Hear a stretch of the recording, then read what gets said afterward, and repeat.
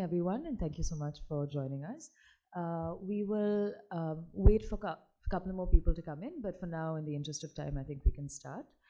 We welcome our panelists for the session today. The session is titled Global War and Cyber Frontiers. For our panel discussion, we'll start off with the moderator of this session, Mr. Saiket Datta, who is CEO and co-founder at DeepStrat. We can start sitting. We also have with us Mr. Sai Krishna, who is founder and CEO at Saptang Labs. Mr. Rahul Bharadwaj, CISO APAC role. And we have Mr. Rohit Das, who is partner for cyber at Grant Thornton.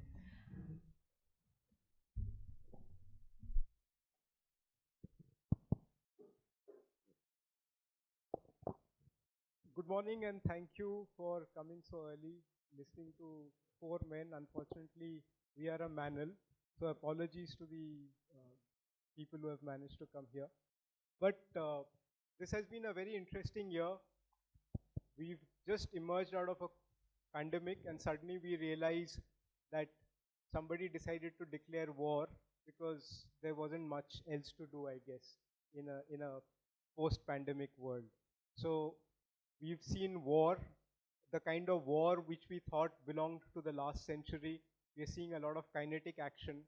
And we are also now seeing that because those wars are taking place, we are also undeclared wars, which is on the cyber frontier. So we have an excellent panel. I won't take too much time. I'll give a quick introduction to our co-panelists. And hopefully we will have an interesting discussion. And I'll also ensure that all of you get a chance to also participate in this conversation because we don't want to keep giving and keep talking on the stage and not have all of you also participate. So I'll start with Rahul. Rahul is with Kroll. He is CISO APAC region, somebody who's worked with a number of governments, continues to do a lot of critical work in critical information infrastructure and a whole lot of other things. Somebody who has seen a lot of elements of cyber warfare. So great person to have and listen to. Next to him is Sai. Sai is an old friend. Sai's worked with the government. He's an engineer from IIT. Then he joined the Indian Revenue Service. Then he joined an organization which works in critical information infrastructure, NCIIPC. He's dealt with banking, BFSI and other sectors. And currently he's the founder and CEO of a company called Saptang Labs. We will not discuss what that is because that will get him started on a different tangent. And after that we have Rohit. Rohit Das works with Grant Thornton. Rohit, I wouldn't know much about Rohit because he was just surprised by everybody saying that he's on this panel. But Rohit again comes, the brief understanding I got from Rohit is he's an engineer who then did an MBA in finance and then went back to reading and reviewing code, and from there went into cybersecurity and again has dealt with a lot of companies on cybersecurity, especially around health areas and BFSI, besides other sectors. So you have a fairly interesting mix of people. If you look at what's happening in the country today or globally, cyber, I come from a slightly earlier generation, as probably Rahul also does. No offense meant. But the idea was that we come from a time where we used to have something called low intensity conflict, which is like, what we used to see non-state actors, which is basically terrorists. We've seen the Kashmir insurgency, at least I have seen the Kashmir insurgency very closely. I've been in Kashmir a long time, and we used to call it the no peace, no war situation. And this is exactly what's happening in cyber. There is no peace, but there is no war. So it basically creates what, again, we used to call asymmetric warfare, where state actors are now targeting other countries. Non-state actors, on behalf of state actors, are also targeting. In India, very recently, you've seen the AIMS hack. Before that, you might have heard about what is called the Kudankulam attack, which was again carried out by a group of North Koreans who were working on behalf of a state actor. So you've seen what kind of things are now taking place. And because of our smartphones, our devices, etc., we are on the frontiers of that war. because you can become a target of a state actor or a non-state actor working with a state actor, and your vulnerability can become a national vulnerability. So with that, I'll request a few quick opening remarks from each of my panelists.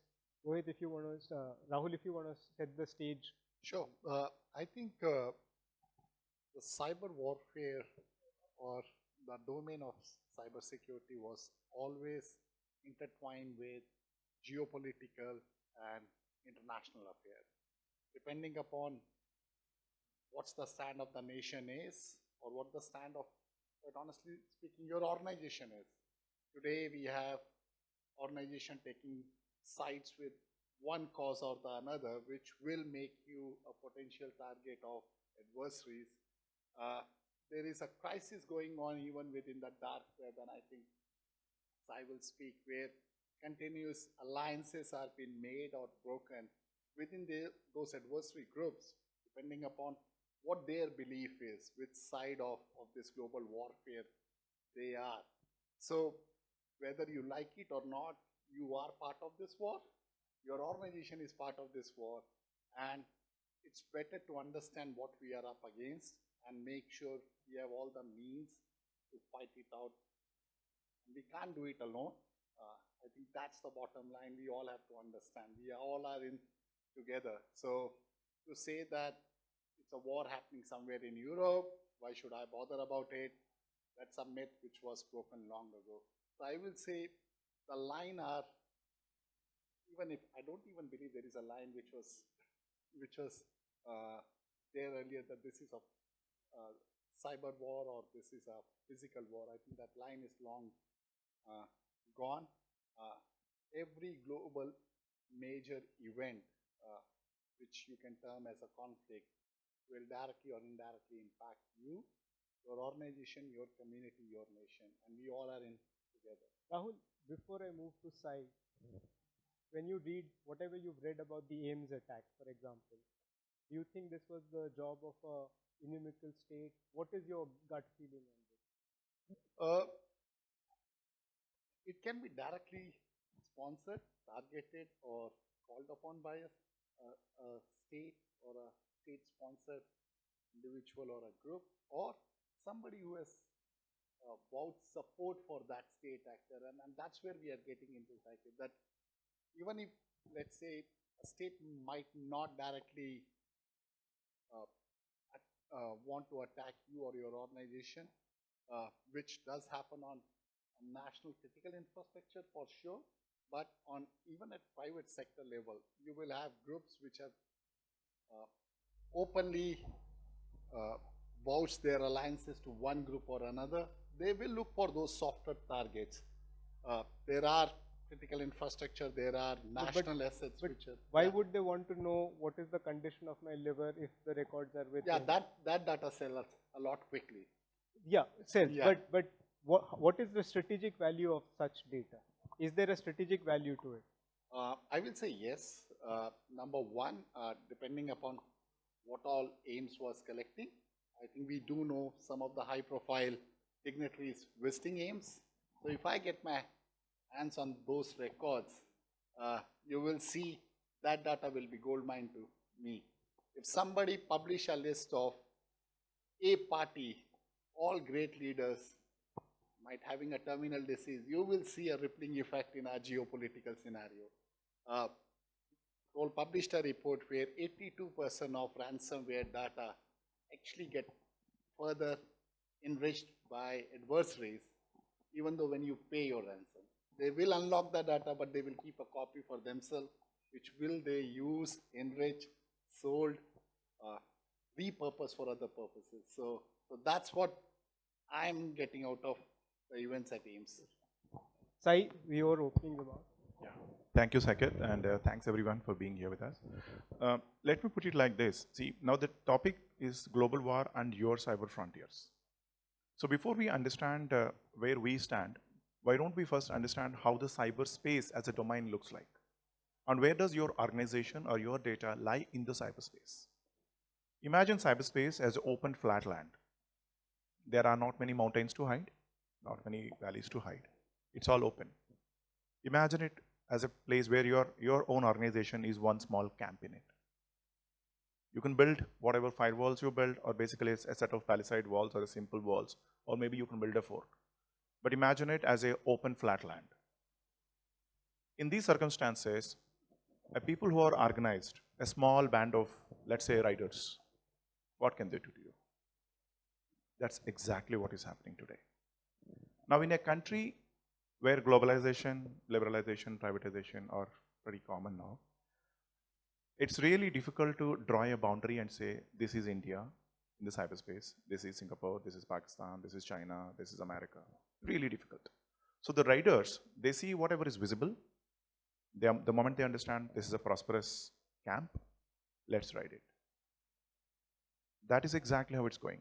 Now, the moment countries started organizing these camps into a coalition, okay, then they started saying, okay, I can't protect all the villages, I can't protect all the hamlets. Let me create few forts. In case of a war, I'll ask people to come and hide behind the fort, or put their jewelry, whatever valuable they think, inside the fort. This is the broader idea of having critical information infrastructure. So country openly says, okay, I can protect the whole geography of the cyberspace, but I'm very keen to protect certain components of it. Now, imagine the same analogy for your own organization. Inside your own camp, is there something that you really want to protect? Now, conceptualize it as a critical information infrastructure for your own organization. And when riders come, what is your strategy? How do you respond to it better? Like the opening remarks of psychiatrists said, as if there is no other crisis, as if we have another crisis from the COVID, we started a war. I'm talking about the Ukraine-Russia war, I presume. And we can also remember what Winston Churchill said, never ever let a crisis go waste. Crisis is also a time to drive home a big lesson. Now, an analogy of visualizing yourself as a small camp in an open flat land, where people can just come, ride you, take whatever you have and go. I think that would help your board also understand what type of organization, collaboration, cooperation we should do to protect ourselves from these riders. Now, like these riders could be motivated enemies, a state enemy, or could be just a bunch of adventurous guys just trying to get whatever they can out of this. So from these concepts, I think we should start as a country looking at cyber warfare in the terms of critical things that we can protect. I'm sure you can also visualize the Chinese approach to this problem. Just build a wall around it. Basically, what you're saying is that the rules of the game have changed significantly because we have a huge set of assets to protect. We have a huge landscape and we don't have enough capacity to protect everything. So you identify the most critical aspects and then you try and see how best you can defend those while also ensuring there is a minimal level of, because you don't know who your adversary is anymore. Absolutely. Attribution is a problem even if it is a state actor, unlike earlier times when you would know when armies would be moving. Totally. So basically I'm saying, just to recap and add one more point on the top of it, whatever, if you think you're doing something very important, you handle sensitive data. Like we were talking about the AIMS breach also. See, AIMS is a hospital, right? It's a hospital. If hospital doesn't function, what happens? Patients will have a disruption in their medical care. In India, we do have many other hospitals. AIMS is the preeminent one, I agree, but we do have many other hospitals.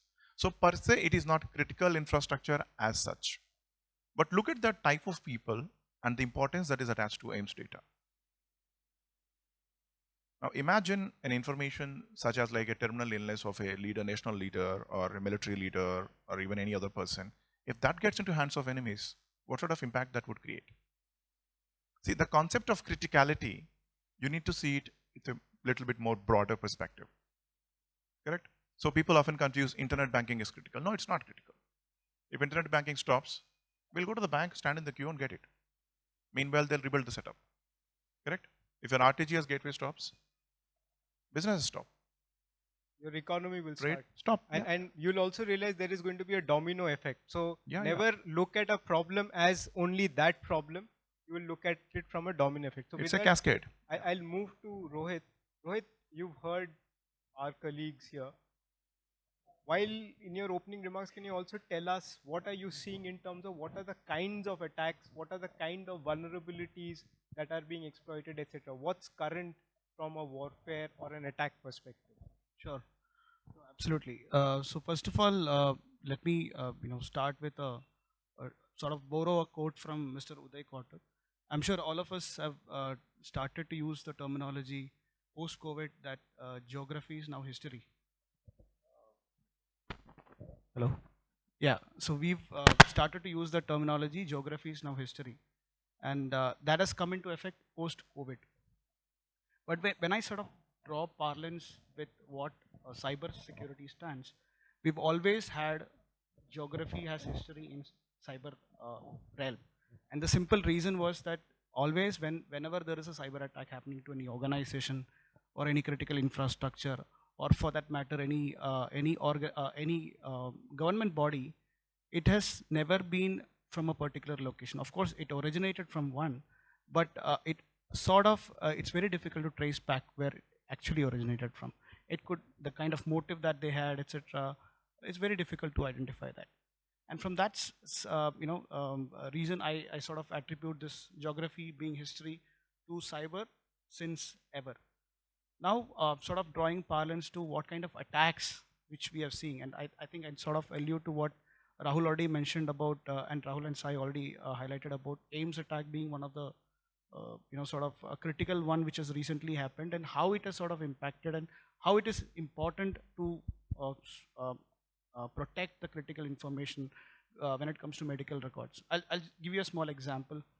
Um, Assume a situation that the AIMS database had information about the pacemaker, right? I'm sure all of us heard about the pacemaker cyber attack.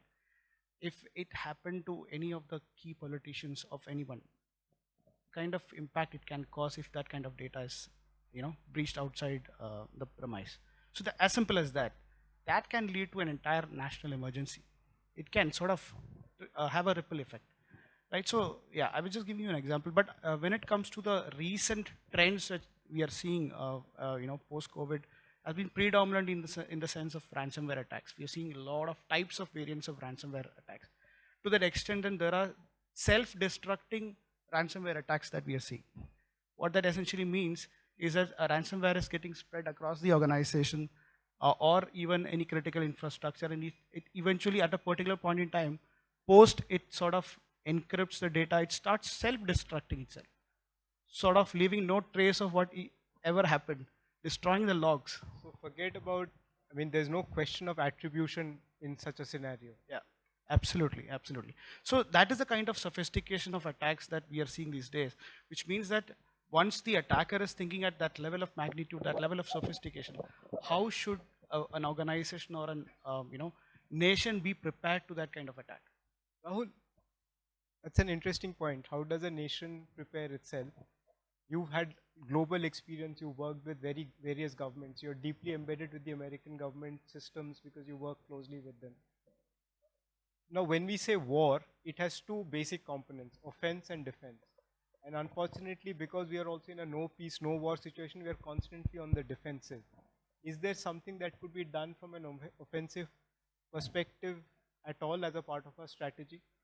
So it's two ways. I think one thing which has worked well, and I reside in US, is that they have go strike first as a law now. So if a critical infrastructure or as a nation, states find that they are under attack, national agencies have full power to go back and go on offensive. And we have actually seen a great partnership with Microsoft and other between NSA and FBI, where they've actually gone and killed the large bot engines which were putting duress attack on critical infrastructure in across US or BFSI sector. I think so there is that opportunity where if something has been identified as a potential target which is acting as an adversary or on behalf of an adversary against you, the law has been amended, at least in US now, where agencies can go after them and eliminate the threat at the source. So that step has taken. About 2 years ago, we have seen large shift. I think you have also seen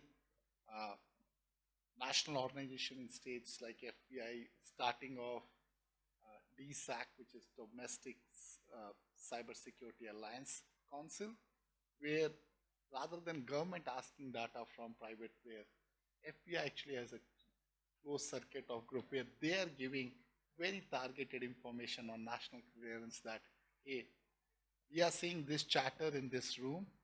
We can confirm these 3 client names. These are major BFI sector. This will be the nature of attack. Potentially starting from this geography, we are going after these 2. Stay alert. We might have missed something. So very pointed information is given. We are part of DSAC. We are a platinum partnership. We not only feed into them because we have our own infrastructure of dark web monitoring, but we get a lot of insight from them, which we then work with large partners whom we work with to securing their infrastructure. So that offensive where threat monitoring, I will say, is working essential. And then they don't wait for any attack to happen and afterthought. If you have confirmation, you now have a law to back your national agency to go and attack them. Yeah. So I think, sir, I think there is another way to look at this issue. I think the question that you probably asked can be rephrased as, at what circumstances you would treat a cyber attack as an act of war? Exactly. Yeah. So that is the fundamental question. Now, if you look What at that, is the tipping point? yeah, see the tipping point. See, now I'm sure even in the World War II, Hitler and others, they have experimented on destroying critical information infrastructure, like the Britain bombed the London city and all that. Now, it always did not have a useful impact. In fact, in the case of Britain, for example, it further kept the morale up, saying, okay, now the enemy is out to get us. We are pushed to the corner. Yeah, it formed their resolve, and then it led to a fight back. So the views of using critical infrastructure attack in case of a war are pretty much mixed. There is no clear unanimity on, okay, if I try to attempt a distraction of critical infrastructure, will it help me? So there is some sort of ambiguity on that part. Now, on the other hand, now if you come to it, how do we handle these type of events? Now, in India, especially if you look at the regulatory structures, we have a lot of cybersecurity agencies who are trying to address various aspects of cyber. Like there is a dedicated agency for handling cybercrime at the local level, national level. There is NCIBC for critical infrastructure protection. There is CERTIN, which is also very active, manages NCCC. Now, what we are missing is a sort of synergy. Now, that synergy also had to come from private sector's insistence.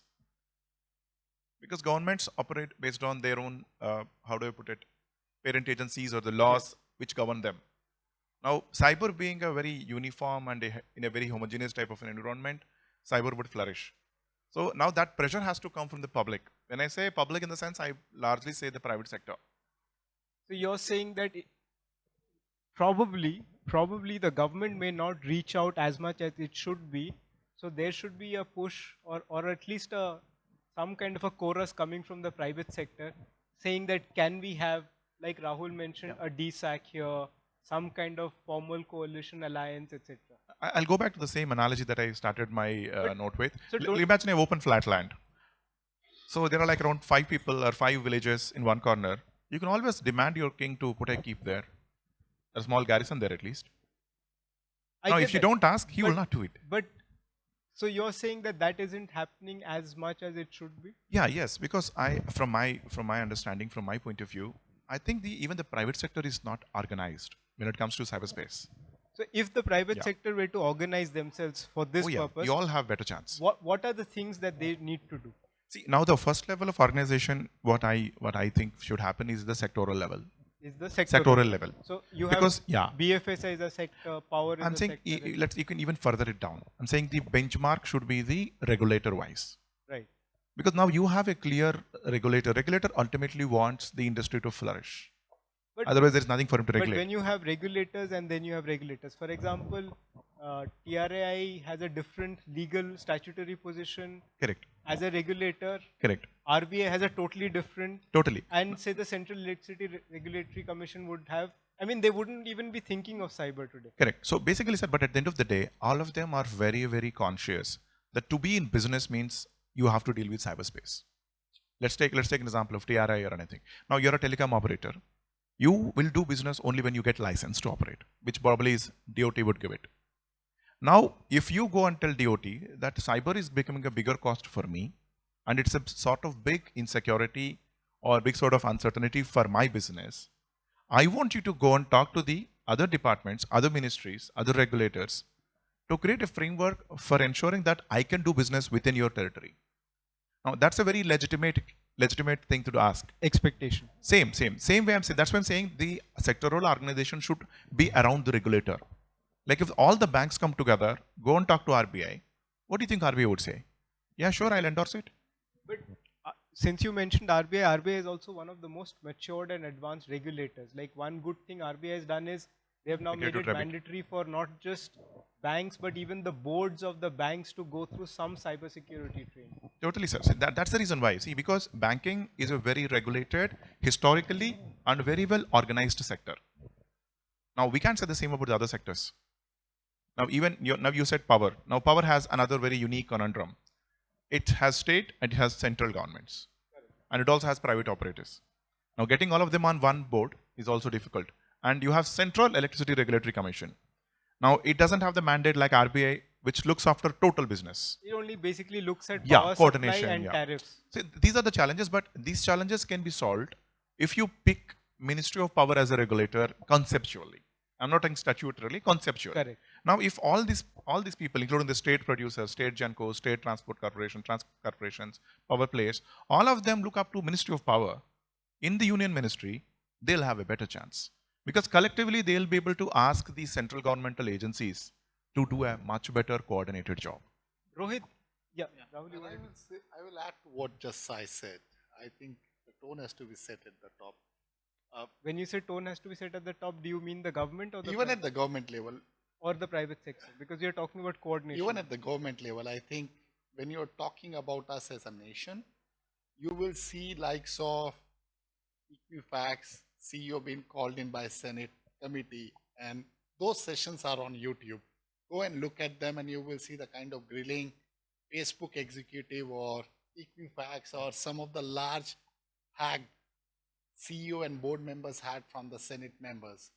They showed that they are critical about citizens' data. They are serious about the critical infrastructure and services to be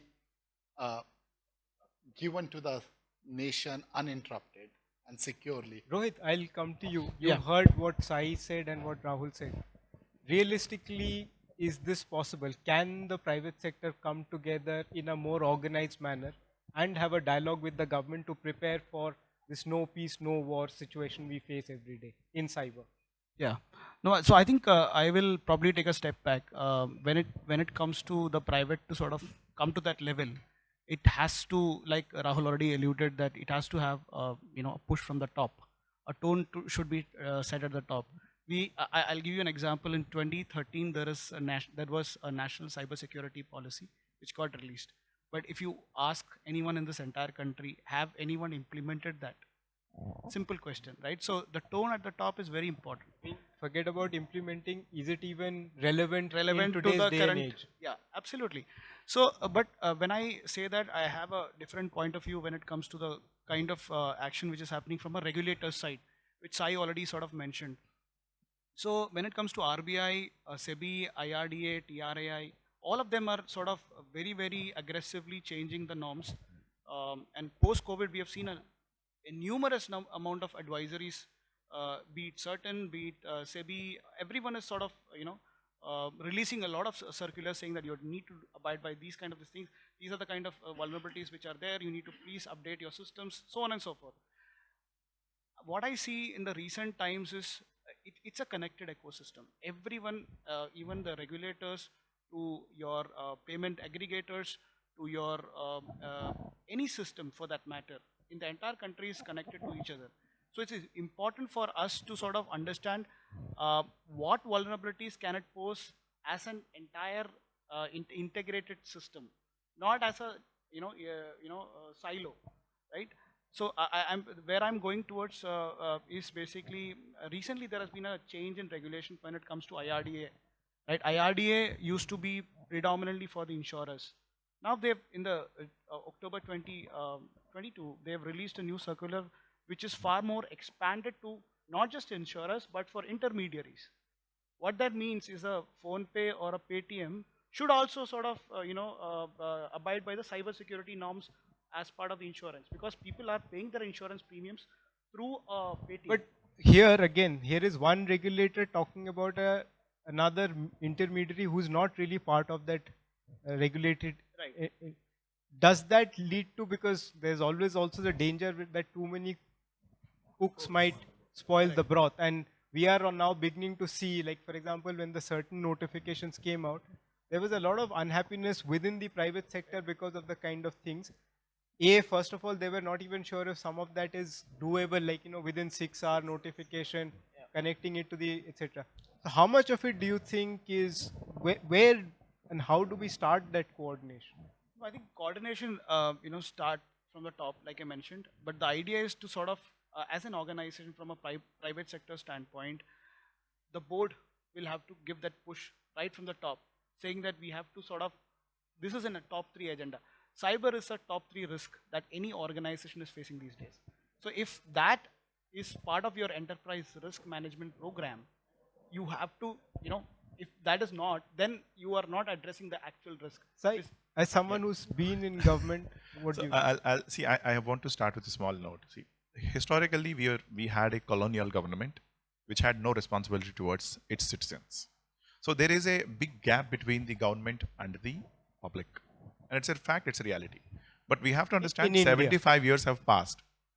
And now the government is no longer the colonial government, even though our cultural tendencies are. Like, you look at the same certain directions which were issued. Every private sector believes that now certain will come and police me. I'm saying that's not the case. Now things are changing even from the government point of view. Now we are all talking about how proactive the regulators are. They are proactive because they understand things have changed. And even the people who lead the regulators have also changed. But does this policing kind of approach work, really? See, basically at the end of the day, what is the intent of policing? Is to protect you. Not to put you under the bar, you understand? So now that sort of awareness, there is some sort of trust deficit which happens. Now that trust deficit can be mitigated now because the regulators are proactive. Industry is also pretty much organized these days. Which is why I'm saying now industry, if they come together, they will be able to build pressure on the regulator to do what is in everybody's interest, rather than issue unilateral directions.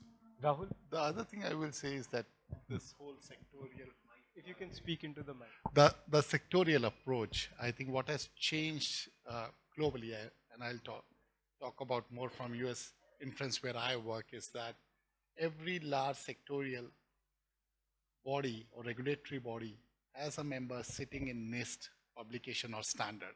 You have any regulators in US publishing a new guidelines, they will go back and refer back to NIST as common body of knowledge. Which helped us, in US at least, to eliminate and have common understanding on what is that best practices. So standardization, also with a layer of pragmatism. Just to add a quick point, sir. Now look at the amount of work that DSA alone has done in bridging the gap between the cyber regulator. Are you saying that because CEO DSA just walked in? That's purely coincidental. Are you trying to be politically correct here? No, but honestly, DSA has bridged the gap between the cyber regulators and the sectors pretty much clearly. But if you see the DSCI's response to the certain notifications, there seems to be a huge gap between what the government is now hoping to do or wanted to do and what the industry feels. That certainly doesn't look bridged. That's exactly why DSCI, like institution like DSA, is important. Because see, now these gaps are visible. And someone is doing something to engage both sides. We don't want to be in a room where people don't talk to each other and look other sides. Yeah. See? I rest my case. So I'm saying we are in a very different environment and we are poised to survive and even thrive in a global cyber war simply because our regulators are proactive, our businesses are organized, and our citizenry, if you look at it from the point of view of last 5 to 10 years, are pretty much aware. I know cyber frauds are increasing, but that's a trend. It's like, COVID, you can't contain it. You have to face it and solve it. What we are also seeing is that we are in a country where the digital leap has been much sharper and much faster Totally. than many other countries. Like today, when I go to Europe or when I go to the US, I'm suddenly like, I feel a fish out of water because I'm not getting the kind of conveniences I get back home. Totally. I'll draw another simple parallel also. Let's go back to the old flatland area. The number of cyber ransomware attacks on Indian banks or financial institutions were negligible before the COVID. Right. Now the whole world is seeing that Indian economy is thriving, Indian businesses are growing, India is suddenly digital. So I'm saying the digital leap in India has happened very fast. It has happened so fast that even the threat actors in dark web noticing it and are organizing to target. Sai and I was actually having this conversation before that we have already passed that verge of being recognized as a global player, which also increased responsibility on all of us, because we will see a lot more attacks now, because the adversary sees a lot of economical and social benefit going after us. They also understand that we are on this explosion of growth pattern. That means there will be spaces where we might have overlooked on some of the basic hygiene controls, which will give them that entrance. Yeah. And definitely at geopolitical, sir. Yes. Now you look at most of the loan apps. Sai, we have only 9 minutes left. So any questions from the audience? Yes, please. Yeah. Yep. But we were looking for questions. So comments are for coffee later on. And we are very strict about it. I have a terrible reputation about that. So any questions? Yes, please. Comments at coffee. I'll make it a question only. What I've understood from the discussion is that in this kind of war, there is perennial preparedness required, right? So who are the soldiers in this war? That's an interesting question. Who are the soldiers in the war? Very, very, very good question. Actually, everyone who participates in cyberspace. Now, see, now you'll take back to the same analogy that I've given you. You're villagers, you're soldiers, correct? He's refusing to give up that analogy because probably somebody in the morning fed him this. Yes. Hey, I'll give you a simple answer. Do you have a phone? Very clear. Do you have a phone? Is it a smartphone? You're a soldier in the war. Absolutely. I'll agree to what Saket said. The reason is that this is your data. Yeah. It's your convenience, it's your service, it's your nation. If the answer to all of them is yes, you are a soldier. Yeah, but you have to do your part. Do you have a banking app on your phone? No, you are a sir, soldier. but you have to have soldiers. Do you have a messaging? Yeah. So, sir, now. Can somebody give him the mic? So asking people to take care of their security is a bad security, right?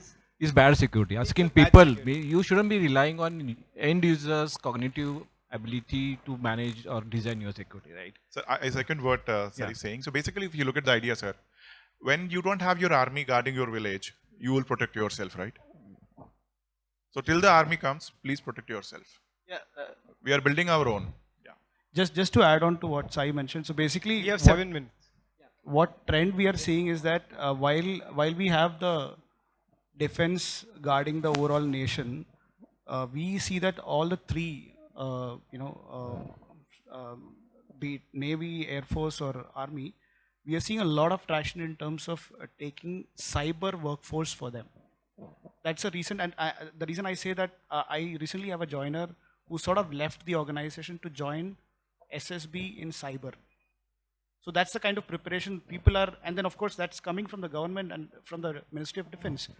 So if we are already preparing an army at that level, who's actually beyond the citizens. But yeah, please. I have a question now. I'll rather modify my statement only. See, warfare and human being, they are historically interlinked. Ramayana, Mahabharata, and you know. Question is now, classically it is territorial. When we say responsibility of securing a nation, it was with the defense forces. But in present scenario, like my friend also brought out, everybody is he is using data, he is on the internet. Is he a soldier or is he a victim? See, very, very good question, sir. I was about to complete the same question. See, now we have to organize ourselves and everybody has a role in this. I'm not saying when I say the army is coming, it's not the Indian cyber army organized by, I'm saying everybody who is interested in this space, like every private sector company which works in cyber security, they can never secure their customers if they work alone. It's a reality.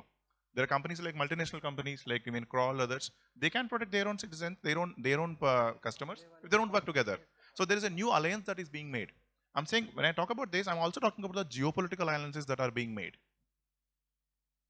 Like that is why I stick to my analogy, because that analogy gets the point straight and across. It's a flat land. There is nowhere to hide. So we have to gang up together, protect ourselves. Yeah, Nikhil, you had a question. Since this is about a global war and cyber frontiers,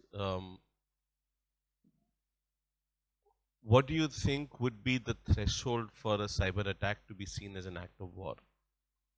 And in that context, do you see challenges related to attribution and jurisdiction in the sense, and other threshold? Are we seeing a situation of moving thresholds, where because there is lack of clarity, because there is perhaps no direct physical damage, how do you see, where do you see a threshold coming up? Or let me explain his question or elaborate on this, that do you see a scenario where there is a threshold which, when it is crossed in terms of a cyber attack, can lead to a conventional kinetic response from a nation state? Is such a threshold, does it exist? Rahul, Sai? Sir, this is a very, very standard question that is debated endlessly. I'll tell you the fundamental question that probably we need to answer before that is, how do you attribute? Okay, now the answer is fairly straightforward. Who benefits? Who benefits? That is a fundamental. Let's for the sake of discussion between the four walls, let us say there is an attack in the, let's say, Atal Tunnel. Who benefits? There is a big traffic jam, signal system was taken over, there is a huge crash, the tunnel is unused. And the incident happens on the other side. A small border incursion, something else. Who benefits? You can't base it on that. I get it could that. be someone trying to instigate an act. Whoa, I'm still the moderator. So they also, so now no, you see, no now you have answered your own question. You answered your own question. question. Someone else is benefiting. Now who is it?